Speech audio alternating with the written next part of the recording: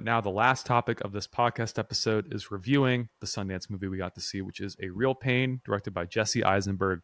I'm going to let you take it away, Jacob, because I know you kind of went into this one with like high expectations. Yeah. So what did you think of this? Yeah, so I was very gracious enough to get to watch this with Mitchell over here. And I kind of came in with a little more excitement than I think he did, which is totally fair, because I've watched Succession and Mitchell has not watched Succession, which is totally okay, and it's fine. But like Kieran Culkin really got my attention. I loved him watching Succession, and so when I heard Jesse Eisenberg's writing a movie, okay, I love Jesse, and Kieran Culkin's in a movie, I'm like, okay, like I'm gonna watch it. I'm just very happy to say how incredibly great, really great it was for me, at least. I think I liked it a little more than you did, which is cool. But it was really great to see Eisenberg mature so much from his first film, is it not Worst Person in the World? When You Finish Saving the World. When you finish Saving the World. When you finish Saving the World. His writing and direction in this one are actually like so much better. It's kind of scary, like how much he kind of figured it out. And Kieran Culkin gives like my favorite, like so good. Like it, like I hate to like be that guy and it's Sundance and it's January and we don't know what movies are coming out, but like so cool if he was there next year. And that's really like we only have like one thing to go off of. But really, he really did. It was incredible. It was so good. Jesse Eisenberg plays the same character in every role, which you're not a fan of, but like I get used to it. But yeah, like all around the performance is great. The camera, like direction, writing, it's great. I just had a really great time with it. And it's funny when it needs to be, and it's emotional when it needs to be. And I'm very happy was able to figure out that balance. So yeah, I took away a lot of great stuff from it, especially like the familial trauma and damage and stuff. But yeah, I mean, for the one Sundance movie that I get to watch a year, basically, I'm very glad it was this one. Yeah, and I agree with a lot of that. The reason I didn't really walk into this with as high as expectations, I think, is because my first Sundance movie ever, my very first Sundance movie, like of all time, like my first festival, was When You Finish Saving the World, and I absolutely hated it. Yeah. And like that was like the worst thing one of the worst things I've ever seen. So I was like really, really hesitant for this movie. I'm just like, I don't know if Eisenberg's there as a filmmaker, and like also his script on Worst Person in the World, not great. It's not. So I was like, it might not be good. But I think this was definitely more solid overall. I gave it a 79 on 100. I really liked it a lot. Oh, yeah, what did I gave it an 86.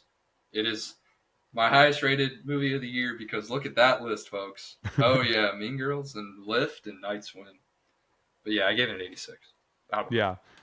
It would have been my number one if I hadn't seen Eiblin and Thelma. Right. But I still really liked it. It's like sitting at number 3 or 4 for me currently.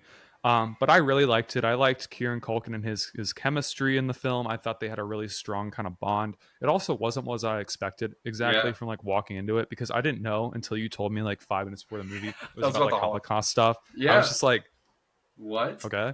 And then like I was absolutely mind blown at that. And then also like the way they handled it in such a complex way. Like, yeah, it's weird Eisenberg humor, but like there's a specific scene where it's handled with such like reverence and care that it's like really, really well done. And that was kind of like my worry when you told me it was about the Holocaust. I'm just like, okay, Jesse Eisenberg plus Holocaust movie. Like, I don't know how that's going to turn out. Because like his humor style is so like dry. And I just don't think it would like relate well with the subject matter. But like ultimately it's handled in an expertly done way, really handled with a lot of care, really like well directed as well. The cinematography and like the focal lengths are like absolutely phenomenal, because Worst Person in the World, When You Finish Saving the World was absolutely just like flat and artistically. It's either flat or shaken the entire time.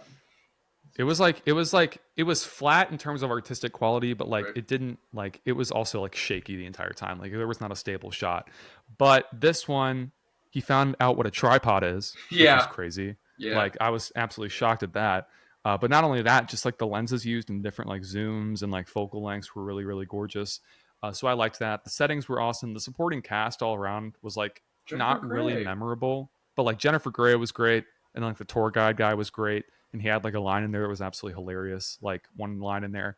Other than that, like the rest of the cast didn't stand out, but they didn't need to overall. Yeah, But overall, I liked it a lot. I do not think I've warmed up completely to Eisenberg's humor style, which is why I kind of rated it lower than most people do.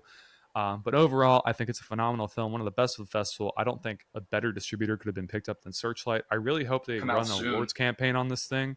If it's like the strongest film they release all year, I hope they do. because they had All of Us Strangers, and they kind of half-balled Kind it, of dropped the ball. and it Yeah. sucks. So I hope they, because that, like, as of right now, I haven't looked at their schedule this year, but I think that is like kind of like the movie for them, I would say, Yeah. as of right now. Dude, you never know. Suncoast, bro. Oh wait, Who no, knows? we're dumb. Searchlight is also Poor Things. Oh, yeah. I forgot about that one. Yeah. So I hope hopefully, if they don't release a stronger movie this year, they campaign this one like Absolutely. crazy. Other than that, I think it was a perfectly serviceable movie. Again, 79 out of 100. You gave it an 86 out of 100. Great movie. If you can find it in a theater near you, or if it just like goes straight to Hulu, I don't know how they're doing it. I think they're releasing it theatrically. I think they are too.